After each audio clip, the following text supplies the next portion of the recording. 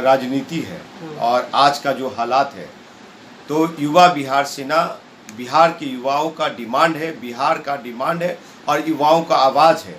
इस संदर्भ में मैं आपको इतना ही बताना चाहूँ कि जो भी बिहार में जो राजनीति किया, आज जितने भी मुख्यमंत्री बने, वो आपको बता दें श्री कृष्ण सिंह से लेकर के जगन्नाथ मिश्र से लेकर के लालू प्रसाद यादव से लेकर के और अभी तक की जो भाजपा और जदयू का जो गठबंधन है, खेल गेम, तो ये सारे लोग 2020 का मैच खेल रहे हैं और ये लोग बिहार के विकास के लिए नहीं सोचा, बिहार की उन्नति के लिए नहीं सोचा, बिहार की प्रगति के लिए नहीं सोचा और युवाओं के हर एक हाथ के रोजगार के लिए नहीं सोचा और हर एक घर के रोटी के लिए इन्होंने नहीं सोचा। ठीक है, गरीबों के लिए सरकार सारी योजना बनती है, सरकार जो है केंद्र सरकार से लेकर बिहार सरकार गरीबों के लिए सारी योजना बनाई जाती है, लेकिन गरीब उससे बेनिफिशियल नहीं होती है। ये लूट महालूट के साथ सरकार चलती है और ऐसा आपदा, ये जो लॉकडाउन आया, कोरोना वायरस आया, इस कोरोना वायरस में सभी का चेहरा साफ हो चुका है और उसके अनुसार आपको बता देना चाहता हूं कि एक ही मात्र विकल्प है युवा बिहार सेना, जो कि बिहार में थर्ड विकल्प के रूप में बिहार को एक अलग पहचान देगा और सम्मान देगा युवाओं को। आपने कहा कि हम लोग तीसरे विकल्प बनने जा रहे हैं, अगर आप पूरी तरह सीट नहीं ला पाते हैं तो आपको क्या लगता है, गठबंधन की तरफ जाना चाहेंगे या फिर एनडीए की तरफ जाना चाहेंगे या फिर क्या शर्तें होंगी आपकी? देखिए, सबसे पहले बता दूं कि युवा बिहार सेना बिहार के डेवलपमेंट के लिए, बिहार के विकास के लिए संघर्ष करते रहेगी, लेकिन अगर बिहार युवा बिहार सेना का कोर कमेटी और नेशनल एग्जीक्यूटिव मेंबर्स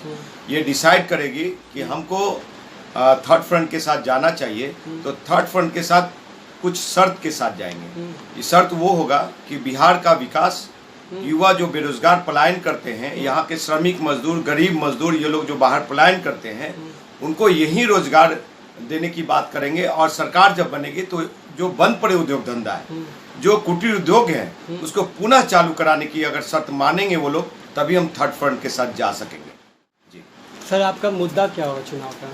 देखिए, मुद्दा मेरा गिने चुने हुए मुद्दा है कि बिहार को बेरोजगारी मुक्त बिहार बनाने का, बिहार को उद्योग युक्त बिहार बनाने का, बिहार में मतलब कि बिहार में ही सामान जो बने उसी को लोग यूज करें और उस रेवेन्यू से बिहार का डेवलपमेंट, यानी कि मेक इन इंडिया से काम नहीं चलने वाला, मेड इन बिहार से काम चलेगा। मेड इन बिहार की बात करें? जी हाँ। सर, बिहार में एक हमेशा ये रहा है कि जात पे राजनीति होती है। आप युवा बिहार सेना, आप युवाओं को कैसे बताएं कि जात से वो ऊपर उठ के आपके साथ खड़े हों? देखिए, जो लोग भी जाति की राजनीति आज तक करते आए हैं, वो जाति की राजनीति एनडीए किया हो चाहे यूपीए किया हो, लेकिन आपको बता दें यहाँ जाति मजहब धर्म की राजनीति नहीं, यहाँ पे रोजगार रोटी की राजनीति होगी और हर एक हाथ को रोजगार देने की बात होगी, हर एक को रोटी देने की बात होगी। ये युवा बिहार का ये है। ये बिहार सरकार या फिर केंद्र सरकार जो भी वादे की थी युवाओं से रोजगार को लेकर के, क्या लगता है सर कहाँ तक पूरी हो पाई है? आपको तो, आप लोग तो मीडिया लोगों ने दिखाया है 2014 से लेकर अभी तक हर हर मोदी, घर घर मोदी, वो कहे कि सबके खाते में 15-15 लाख रुपए आ जाएंगे, हर एक साल 2 करोड़ ये रोजगार आएगा, नौकरी मिलेगा। आज क्या हालात है, जैसी वो देश के इतने अच्छे प्रधानमंत्री महोदय हैं नरेंद्र दामोदर मोदी साहब, इतना बढ़िया, हम आई रिस्पेक्ट दैट पर्सन, बहुत इज्जत करता हूं मैं उनको, लेकिन उनके सारे एजेंडे को भी मैं पहले समझता था गंभीरता से, लेकिन क्या है, सारा जुमला रहा, युवाओं को धोखा दिया गया। आपको एक बहुत अहम बात बताने जा रहा हूं, देश के प्रधानमंत्री महोदय जब शपथ लिया 2014 में, तो सबसे पहले 6 महीना के बाद, 1 साल के बाद हटाक से जीडीपी 8.5% से 4.2 पे आ गया। आपको बता दें, और अभी तो खैर ये आपदा में तो कुछ कहा नहीं जा सकता, जीडीपी कहाँ 0 पे चला गया, अब शायद रिवाइव कर रही है थोड़ी बहुत, ये हालात है।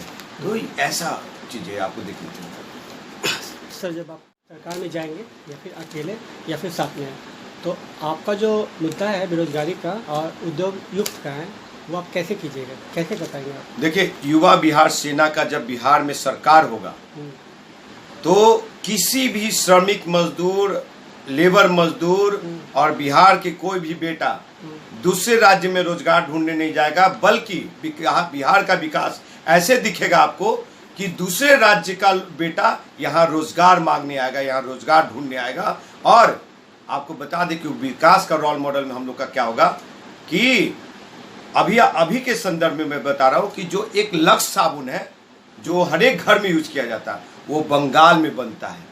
जो क्लोजअप हम लोग ये पेस्ट यूज करते हैं वो नेपाल में बनता है। आपको बता दें जो हर घर में बच्चा से बूढ़ा तक हॉर्लिक्स पीता है वो मुंबई में बनता है। जो निहारिका वो जो नारियल तेल है, कोकोनट ऑयल है, वो उसकी प्रोडक्शन होती है, बनता है महाराष्ट्र और पांडिचेरी में।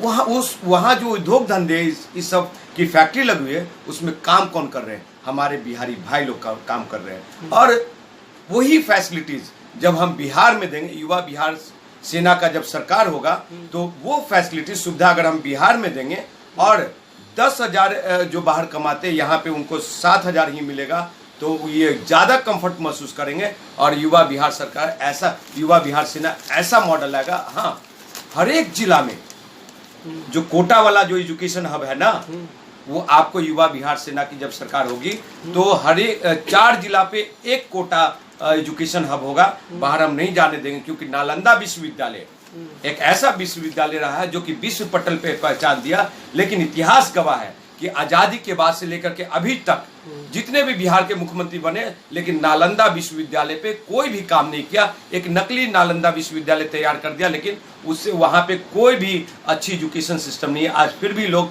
बाहर पढ़ने जाते हैं। ये बिहार का दुर्भाग्य है कि बिहार में लोग पढ़ने आए, बिहार में हायर एजुकेशन शिक्षा दीक्षा को ग्रहण करें। बिहार में अभी भी कोटा के बाद यहाँ पे काफ़ी संस्थाएं जो कोचिंग पढ़ाने बच्चों को, उनमें भी बच्चों को काफ़ी समस्या होता है। किसी में फ़ी बहुत हाई है, कहीं फैसिलिटी के नाम पे बहुत ज़्यादा पैसा लिया जा रहा है, उसके लिए क्या कीजिएगा? देखिए, वो प्लान मैं आपके टीवी चैनल से मैं नहीं डिस्कशन करूंगा, और वो हमारे हिडन प्लान है। और वो एजुकेशन सिस्टम पे, स्वास्थ्य व्यवस्था पे जो हम लोग लाने जा रहे हैं, क्योंकि जानते हैं कि आइडियोलॉजी हाईजेक होता है।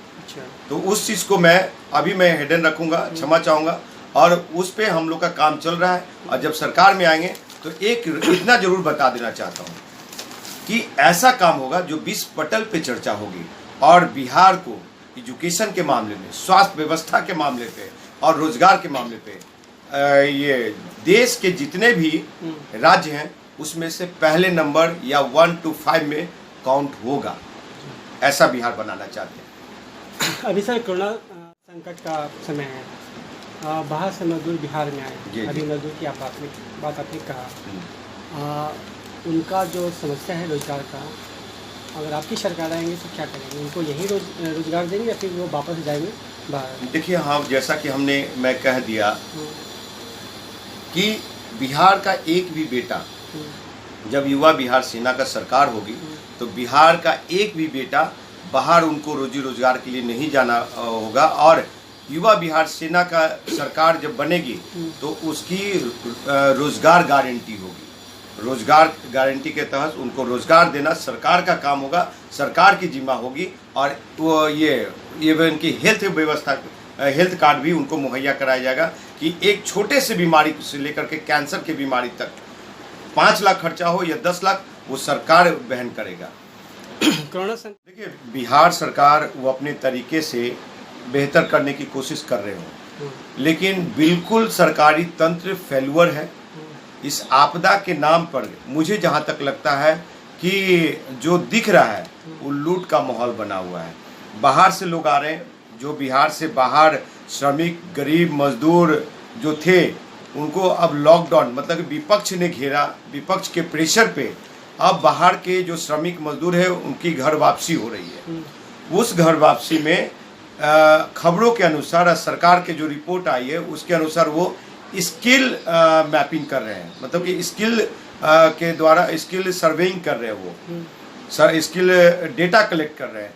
तो उसके अनुसार सरकार को ये भी बताने की जरूरत है कि आप स्किल मैपिंग कर रहे हैं तो आपको किस सोर्स से बिहार के बेरोजगार श्रमिक मजदूर और बिहार के बेटा युवा लोगों को रोजगार आप कैसे देंगे, ये भी एक बहुत बड़ा समस्या है। रही बात कि सरकार जो काम कर रही है कोरोना पे तो संतोषजनक नहीं है। सभी लोग अभी जो गांव देहात में क्वारंटाइन में जो रखा जा रहा है और जिनको रखा जा रहा है, जो बाहर से आ रहे हैं, उनके लिए बेहतर सुख सुविधा नहीं है, खाना बढ़िया नहीं मिल रहा है, रहने का व्यवस्था सही नहीं है, और उसके नाम पे तो पैसा जा रहा होगा सरकार का जरूर। उसमें वहाँ के जो लोकल तंत्र है वो किस तरह से मैनेज कर रहे हैं हमको नहीं मालूम। लेकिन कोरोना वायरस अगर जानवर में घुस जाए, कोरोना वायरस अगर स्कूल खुले लॉकडाउन के बाद किसी बच्चे को हो जाए तो फिर क्या भयावह स्थिति होगा। सरकार के पास आपको बता दें कि कोरोना से लड़ने के लिए ना रैपिड किट है पर्याप्त, ना उनके पास ऑक्सीजन है पर्याप्त, और ना ही ये आईसीयू बेड है उनके पास, और ना ही सिंपल जांच के लिए उनके पास इक्विपमेंट्स नहीं है। तो ऐसे स्थिति में हालात में आप ये कर रहे हैं संतुष्टि की बात। अगर आपको बता दें कि पीएमसीएच में, पटना के पीएमसीएच राजधानी में अगर कोई जिंदा हाथी चला जाए तो वो वापस शायद जिंदा सही सलामत वापस आएगा, ऐसा बिहार का स्वास्थ्य व्यवस्था है। तो आप एक डेटा मंगल पांडे जी ने पेश किया कि हम बिहार के 64,34,34,054 घर परिवार तक पहुंच गए हैं।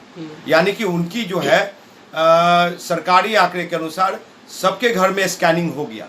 सरकार सफेद झूठ बोल रहे हैं, मेरे घर पे कोई स्कैनिंग करने नहीं आया। मंगल पांडे साहब वही डेटा पेश कर रहे हैं जैसे एक समय में देश के सम्मानीय प्रधानमंत्री महोदय ने कहा कि 8.5 लाख घरों में शौचालय बन के तैयार हो गया। लेकिन उसका जो पोल खोला एनडीटीवी और आज तक ने, जो कि सब जग जाहिर है। तो यही हालात कुछ यहाँ भी है, भयावह स्थिति हो गई आज कोरोना का, 10,000 से ऊपर चला गया है। तो इसमें सरकार को गंभीरता से सोचने की जरूरत है। ऐसी व्यवस्था से लड़ने के लिए सरकार के पास पर्याप्त नहीं है, बिल्कुल